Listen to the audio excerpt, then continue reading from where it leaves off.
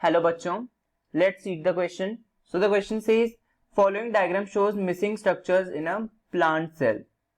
Identify the structures. So हमें एक plant cell का डायग्राम दिया हुआ है और कुछ कुछ लेबलिंग मिसिंग है. हमें इन लेबलिंग्स को आइडेंटिफाई करना है. So for this we know that कि हमें की कंसेप्ट क्या पता होना चाहिए. की concept for solving this question is structure of plant cell. Structure of plant cell, हमें प्लांट सेल का स्ट्रक्चर पता होना चाहिए. सो हम एक एक लेबलिंग देखते हैं कि उन लेबलिंग्स में एक एक लेबलिंग क्या सिग्निफाई कर रही है. सो हम एक मैग्नीफाइड इमेज में देखते हैं. Let's magnify this diagram. So हमारे पास लेबलिंग है A B C D and E. जो लेबलिंग ए है वो क्या सिग्निफाई कर रही है? इट इज अ पोर, अब मेम्ब्रेनस पोर. एक मेम्ब्रेनस पोर है जो सेल वॉल के थ्रू जा रहा है. तो प्लांट सेल्स में ऐसा कौन सा मेम्ब्रेनस कनेक्शन होता है जो दो एडजेसेंट सेल्स के साइटोप्लाज्म को कनेक्ट करता है? Yes, that is plasmodesmata. That is plasmodesmata. Plasmodesmata. Okay, plant cell में प्लाज्मोडेस्माटा होता है. That is responsible for direct cytoplasmic communication. Let's write this about plasmodesmata. So, if we talk about plasmodesmata,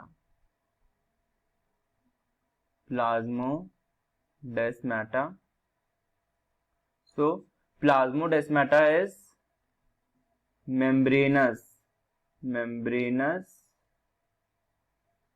It is a membranous channel and it is responsible for direct cytoplasmic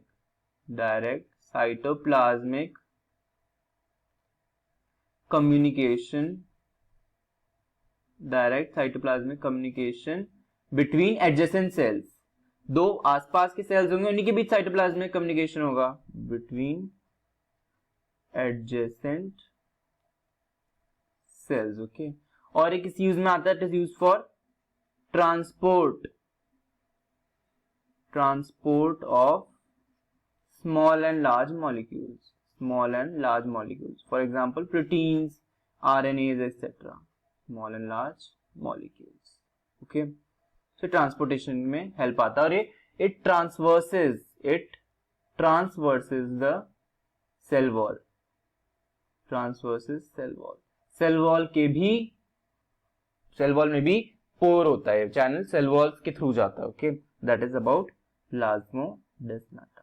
okay, तो पता option A is labelling A is plasmodesmata. What is labelling B? B में मुझे दिख रहा है कि एक organelle है जो न्यूक्लियस के पास है और इस पे कुछ ग्रैनुलर स्ट्रक्चर्स अटैच्ड है. तो मुझे पता न्यूक्लियस से अटैच या न्यूक्लियस की पेरिफेरी में, विसिनिटी में कौन सी सेल ऑर्गेनेल होती है? That is endoplasmic reticulum. It is endoplasmic reticulum भी हमें अच्छे से पता है कि endoplasmic reticulum is of two type, smooth and rough. Rough में राइबोसोम्स अटैच होते हैं, जैसे ये ग्रैनुलर स्ट्रक्चर्स में अटैच है, तो so it is rough kind of endoplasmic reticulum. और इसके पास में जो है this one is a smooth endoplasmic reticulum, but B जो है that is rough endoplasmic reticulum. C में मुझे दिख रहा है कि कुछ एक लैमेलर स्ट्रक्चर्स हैं, लैमेले शेप में अरेंज. ये ट्रांस फेज है, एक सिस फेज है. सो ऐसा किसमें होता है? That is in Golgi apparatus और गोल्जी बॉडी. गोल्जी एपरेटस क्या होता है? लैमेलर स्ट्रक्चर होता है. It is arranged in the form of lamellae. Coin stack appearance होता है. Okay, in Golgi apparatus. Labelling number D तो मुझे अच्छे से दिख रहा है. It is mitochondria. Why mitochondria? Mitochondria double membrane organelle है, दो मेम्ब्रेन दिख रही है. Outer membrane is smooth and continuous, inner membrane is infolded inside, ऐसे अंदर तरफ फोल्डेड होते हैं. It is mitochondria. Labelling D. Labelling E क्या है? E is fine granular structures. बड़े स्ट्रक्चर होते हैं, बड़े वेसाइकल होते हैं, तो दैट इज लाइसोसोम. जैसे बड़े बड़े वेसाइकल हैं, that is lysosome. These are lysosomes. But छोटे छोटे फाइन ग्रैनुलर स्ट्रक्चर्स हैं, दीज आर राइबोसोम्स. राइबोसोम क्या फंक्शन होता है राइबोसोम्स का? formation of protein. So E labeling is ribosomes. Okay, so let's go to the question. हमें पता है कि जो नंबर ए है, ए तो है प्लाज्मोडेस्माटा, अगर यही चैनल्स एनिमल सेल में होते हैं हम इन्हें डेस्मोसोम्स बोलते हैं. A is plasmodesmata. So B और डी तो बिल्कुल क्रॉस आउट हो गया. Number B is rough endoplasmic reticulum. B is rough endoplasmic reticulum. C is Golgi apparatus. D is mitochondrion and E is ribosome. So option A is the correct answer for this question. Hope your concept is now clear about this labeling diagram. All the best. Thank you.